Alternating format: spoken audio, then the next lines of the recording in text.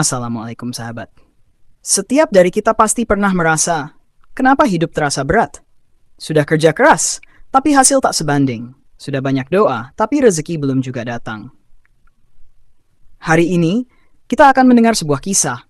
Kisah seorang lelaki bernama Malik, yang hidupnya pernah diselimuti gelapnya kesempitan, sampai akhirnya ia menemukan cahaya. Malam itu hujan turun deras. Di sebuah rumah kecil di pinggir kampung, Malik duduk termenung di dekat tungku yang hampir mati apinya. Istrinya Siti tengah menidurkan anak-anak mereka yang belum makan malam. Apa salahku ya, Ti? Gumam Malik menahan air mata. Aku sudah coba segalanya, tapi seolah rezeki menjauh. Siti menggenggam tangannya. Bang, mungkin ini bukan tentang usaha, tapi tentang arah. Mungkin kita lupa memperbaiki yang di dalam.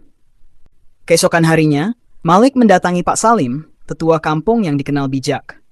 Pak Salim berkata pelan, Malik, rezeki itu bukan hanya soal usaha, tapi juga soal bersihnya hati dan dekatnya hubunganmu dengan Allah. Ia menyarankan Malik untuk ziarah ke makam orang tuanya dan merenung di sana. Di antara nisan tua, Malik menangis untuk pertama kalinya setelah sekian lama. Ia teringat bagaimana ayahnya hidup sederhana, tapi berkah tak pernah putus. Satu hal yang ia sadari, ayahnya tak pernah tinggalkan syalat. Malik menunduk dalam diam. Malam itu Malik memeriksa dirinya sendiri. Ia sadar, sudah bertahun-tahun lalai dari syalat, jarang memberi walau sedikit, marah-marah pada istri dan anak saat rezeki susah. Ia buka mushaf yang berdebu. Surat Al-Baqarah ayat 286 terpampang, Allah tidak membebani seseorang melainkan sesuai kesanggupannya. Tangisnya pecah. Ia bersujud lama. Ya Allah, aku datang. Aku kembali. Beberapa hari kemudian, Malik mulai membiasakan diri syalat tepat waktu, membaca Al-Quran dan sedekah meskipun hanya dengan Rp2.000. Tapi tetap saja belum ada pekerjaan, belum ada pelanggan. Namun anehnya ia tidak semarah dulu. Ada ketenangan yang belum pernah ia rasakan. Ia bangun malam, syalat tahajud, berdoa dalam sunyi, dan di pagi hari datanglah seseorang ke rumahnya, Pak Haji dari masjid.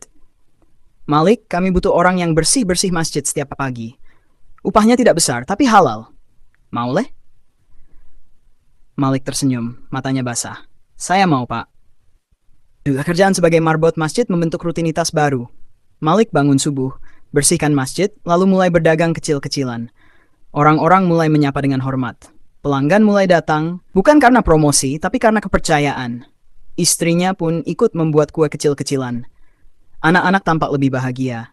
Mereka tetap sederhana, tapi tak pernah lagi kekurangan. Malik berkata pada Siti, aku pikir dulu rezeki itu hanya uang, tapi sekarang aku tahu, rezeki adalah hati yang tenang, keluarga yang utuh, dan waktu yang Allah berkahi. Setahun berlalu. Malik kini dipercaya mengelola toko kecil milik koperasi masjid. Ia menjadi tempat bertanya warga kampung, bukan hanya soal dagang, tapi soal hidup. Suatu hari ia duduk bersama anak sulungnya di teras. Ayah, kenapa dulu kita susah banget ya? Malik tersenyum. Karena dulu ayah pikir ayah bisa hidup tanpa Allah. Tapi ternyata, pintu-pintu rezeki hanya terbuka untuk hati yang tunduk.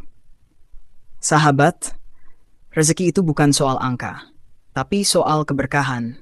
Bisa jadi yang menghalangi rezeki kita adalah dosa yang belum ditaubati, amal yang belum diperbaiki, hati yang jauh dari Allah. Mari kita periksa, benahi, dan kembali. Karena jika kita berjalan menuju Allah, maka Allah akan datang lebih cepat untuk menolong kita. Wassalamualaikum warahmatullahi wabarakatuh.